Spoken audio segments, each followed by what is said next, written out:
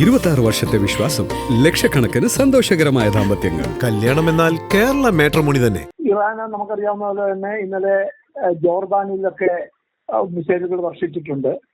ജോർദാന്റെ military തന്നെ അത് സ്ഥിരീകരിച്ചിട്ടുണ്ട്.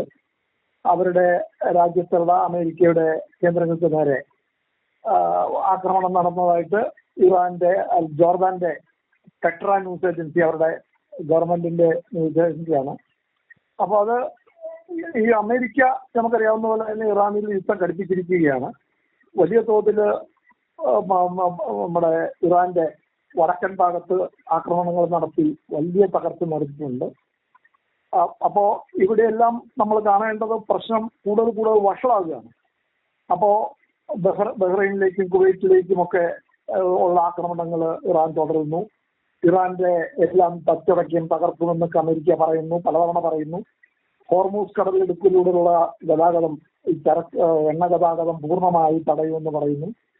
അപ്പൊ ഇതിന്റെ പൂർണ്ണ കൺട്രോൾ ഏറ്റെടുക്കുമെന്ന് അമേരിക്ക പറയുന്നു. എന്തായാലും പ്രശ്നങ്ങൾ വഷളാണ്. ഈ രണ്ടാമത്തെ യുദ്ധം ആരംഭിച്ച ശേഷം 35 പേര് മരിക്കുകയും കൊല്ലപ്പെടുകയും 300-ലേറെ പേർക്ക് മരിക്കുകയും ചെയ്തിട്ടുണ്ട്. അപ്പൊ പ്രശ്നങ്ങള് ഇതിനിടയ്ക്ക് ഇന്ന് വളരെ പ്രത്യേകമായ ഒരു പ്രസ്താവന വന്നിരിക്കുന്നു അമേരിക്കയുടെ vice president Shri JD വാൻസിന്റെയാണ്.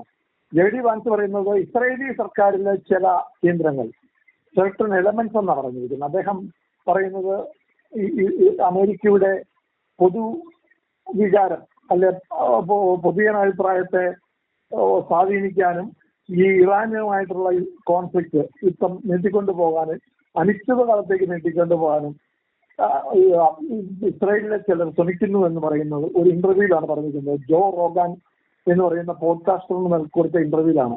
There are some people within the system we know beyond a shadow of doubt who are manipulating and trying to change American public opinion to keep the war going indefinitely, not toward any objective but just indefinitely.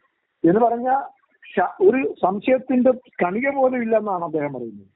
അത് സഖ്യരാഷ്ട്രമായ ഇസ്രായേലിനെതിരെയാണ്, ഇസ്രായേലിലെ ചില കേന്ദ്രങ്ങൾക്കെതിരെയാണ്. കൃത്യമായ ഒരു American vice പ്രസിഡന്റാണ്, വളരെ ഉത്തരവാദിത്തപ്പെട്ട ആളാണ് JD vans ഇന്ന് ഒരു പോഡ്കാസ്റ്ററോട് പറഞ്ഞിരിക്കുന്നത്.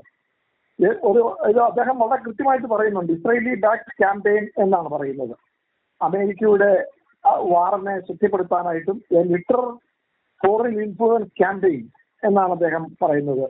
ഈ ഉണ്ടാക്കിയ വെടിനിർത്തൽ കരാറിനെ തകർക്കാനും യുദ്ധം അനിശ്ചിതകാലത്തേക്ക് നീട്ടിക്കൊണ്ടു പോകാനും ഒക്കെ ആരംഭിക്കുന്നു എന്ന് പറയുന്ന. എന്തായാലും അതൊരു ഇസ്രയേലും അമേരിക്കയും തമ്മിലുണ്ടാകുന്ന ഒരു വ്യത്യാസ അഭിപ്രായം. അത് അമേരിക്ക കരാറിൽ ഏർപ്പെട്ടപ്പോൾ തന്നെ ഇസ്രായേൽ അതിനോട് യോജിച്ചിരുന്നില്ല. ഇസ്രായേലിന്റെ താല്പര്യങ്ങൾക്ക് അത് മോശമായിരുന്നു. എന്തായാലും മേഖലയില് ഈ സംഘർഷം എണ്ണവിലയില് ബാക്കി എല്ലാ വിലക്കയറ്റത്തിനും അത് കാരണമാകും. ഇന്ത്യ അടക്കമുള്ള രാജ്യങ്ങളെ വളരെ ഗുരുതരമായി നേരത്തെ തന്നെ ബാധിച്ചു. അത് ഇനി കൂടുതൽ അപകടത്തിലേക്ക് പോവുകയാണെന്നുള്ള ആശങ്ക ശക്തമാണ്.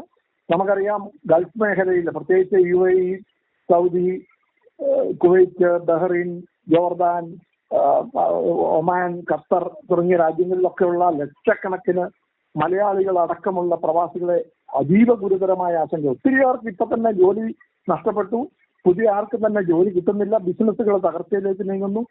വലിയ പ്രതിസന്ധിയാണ് ഉണ്ടാകുന്നത്. അത് ഇങ്ങോട്ടുള്ള ഇന്ത്യയിലേക്കുള്ള വിദേശ നാണ്യത്തിന്റെ വരവിനെയും ബാധിക്കും, നമ്മുടെ വിലക്കയറ്റത്തെ ബാധിക്കും, നമ്മുടെ എല്ലാ മേഖലകളെയും, രാസവളങ്ങളായിക്കൊള്ളട്ടെ, പെട്രോളിയം ഉൽപ്പന്നങ്ങളായിക്കോ, പെട്രോളിയം ഡീസലും അടക്കമുള്ള കാര്യങ്ങളെല്ലാം അതിന്റെ വില കൂടുന്നത് വഴി എല്ലാത്തിനും വിലക്കയറ്റം. ഇപ്പൊ തന്നെ നമുക്കറിയാം വർണ്ണനാതീതമായ വിലക്കയറ്റമാണ്, ചുട്ടുപൊള്ളുന്ന വിലക്കയറ്റമാണ് നമുക്ക് പലതിനും, പല സാധനങ്ങൾക്കും.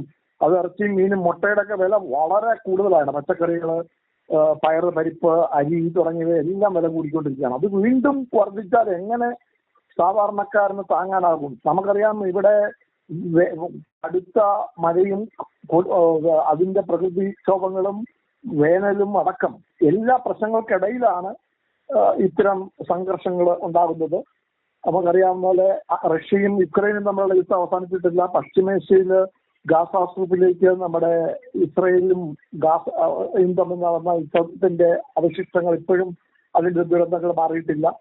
അപ്പോ ഇതെല്ലാം ഒരു പ്രശ്നം തന്നെയാണ്. അപ്പോഴാണ് അമേരിക്കയുടെ ഈ സൈനിക സ്പെൻഡിങ്ങിൽ $1.5 ട്രില്യൺ അടുത്ത വർഷത്തേക്ക് അമേരിക്ക കൂട്ടിയിരിക്കുന്നത്. നമുക്കത് ആവശ്യമാണെന്നാണ് ട്രംപ് പറഞ്ഞിരിക്കുന്നത്. $1.5 ട്രില്യൺ എന്ന് പറഞ്ഞാൽ ഇന്ത്യയുടെ ഒക്കെ എക്കണോമി പോലെ ഒരു 3 ട്രില്യന്റെ മുകളിലേ ഉള്ളൂ. അതിന്റെ പകുതി കൂടുതൽ വലിയ, നമുക്ക് ചിന്തിക്കാനാവാവുന്നതിലും വലിയ തുകയാണ് ഈ സൈനിക ആവശ്യങ്ങൾക്ക് വേണ്ടി അമേരിക്ക കൊടുക്കുന്നത്. എന്തായാലും ജോർദാനിലെ അഫ്രാഖ് ബേസിന് നേരെ നടത്തിയ ആക്രമണം അമേരിക്കയ്ക്ക് ഒരു തിരിച്ചടിയാണ്.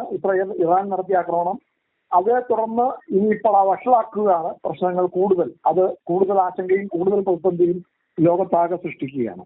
ആയുധങ്ങൾ കൊണ്ടുള്ള ഈ പകപോക്കൽ ആർക്കും ഗുണം ചെയ്യുന്നില്ല എന്നതാണല്ലേ സർ ഇപ്പോഴത്തെ യാഥാർത്ഥ്യം. അപ്പോൾ സാധാരണക്കാരുടെ ജീവനും ആഗോള സാമ്പത്തിക ഭദ്രതയ്ക്കും ഭീഷണിയെ മാറിയിരിക്കുന്ന ഈ യുദ്ധം എത്രയും പെട്ടെന്ന് അവസാനിപ്പിക്കണമെന്നാണ് ലോകരാജ്യങ്ങൾ ആഗ്രഹിക്കുന്നത്. പക്ഷേ അതിന് എങ്ങനെയാണ് സാധിക്കുക? അത് തന്നെയാണ് ഇപ്പൊ പ്രശ്നം പരിഹരിക്കുക. നമുക്കറിയാമല്ലോ, പാകിസ്ഥാന്റെ മധ്യസ്ഥതയിൽ ഒപ്പിട്ട ആ ഒത്തുതീർപ്പ് കരാറിന് യാതൊരു വിലയില്ലാതെ വന്നു. അത് ഒരു അമേരിക്കയും ഇറാനും തമ്മിൽ ഒരു തരത്തിലുള്ള യോജിപ്പ് നടക്കുന്നില്ല. ആകെ നടന്നത് ഖമേനിയുടെ ആ സംസ്കാരത്തിന് വേണ്ടി ലക്ഷങ്ങൾ അവിടെ എത്തിയെന്നത് അമേരിക്കയ്ക്ക് അതും ഒരു മുന്നറിയിപ്പാണ്. ഈ യുദ്ധത്തിന്റെ ഈ കെടുതികൾക്കിടയിലും ലക്ഷക്കണക്കിന് ആളുകളാണ് ഖമേനിയെ ആരാധനയോടുകൂടി കണ്ട് ആ സംസ്കാര ചടങ്ങുകളിൽ പങ്കെടുത്തത്. അപ്പോ പ്രശ്നങ്ങൾ ഇതുവരെ ഇറാനിലെ ഭരണകൂടത്തെ മാറ്റാൻ കഴിഞ്ഞിട്ടില്ല. അപ്പൊ അമേരിക്ക വിചാരിക്കുന്നത് പോലെ കാര്യങ്ങൾ പുരോഗമിക്കുന്നില്ല. അതിന് പകരം ട്രംപ് വലിയ ഭീഷണികൾ മുഴക്കുന്നു, കൂടുതൽ ആക്രമണങ്ങൾ നടത്തുന്നു. അപ്പൊ അതുണ്ടാക്കുന്ന ഒരു ഗുരുതരമായ സ്ഥിതിയാണ് മധ്യേഷ്യയിൽ ഉണ്ടാവുന്നത്. ഹോർമൂസ് കടലിടുക്കിലെ നമുക്കറിയാമല്ലോ, അവിടെ ഇന്നലെ അമേരിക്ക നടത്തിയ വടക്കൻ ഇറാഖിൽ നടത്തിയ ഒരു കപ്പലിന് നേരെ അടക്കം നടത്തിയ ഈ വ്യോമാക്രമണങ്ങൾ, അത് ഈ നമുക്കറിയാവുന്നതുപോലെ തന്നെ നേവൽ ബ്ലോക്കേഡ്, ഇറാൻ നടത്തുന്ന നോവൽ ബ്ലോക്കേഡിനെതിരെയുള്ള അത് തകർക്കാനുള്ള ഒരു ആക്രമണമായിട്ടാണ് അമേരിക്ക അതിനെ പറയുന്നത്. എന്തായാലും മരണം കൂടുന്നു, അതിനേക്കാളൊക്കെ ഏറെ ലോകത്താകെ അസമാധാനവും ആശങ്കകളും വിലക്കയറ്റവും പ്രതിസന്ധികളും വളരുകയാണ്. ഇതൊരു വലിയ പ്രശ്നമായി തന്നെ വീണ്ടും തുടരുന്നു എന്നതാണ് ഗുരുതരമായ സ്ഥിതി. പെട്ടെന്നൊരു പരിഹാരം കാണുന്നില്ല. അതേസമയം അമേരിക്കൻ പ്രസിഡന്റ് വിചാരിച്ചാൽ പെട്ടെന്ന് തന്നെ പരിഹാരം ഉണ്ടാകുകയും ചെയ്യും. ഏറ്റവും പുതിയ വാർത്തകളും വിശേഷങ്ങളും വിരൽത്തുമ്പിലറിയാൻ സീ മലയാളം ന്യൂസ് എല്ലാ ഡിജിറ്റൽ പ്ലാറ്റ്ഫോമുകളിലും ലഭ്യം.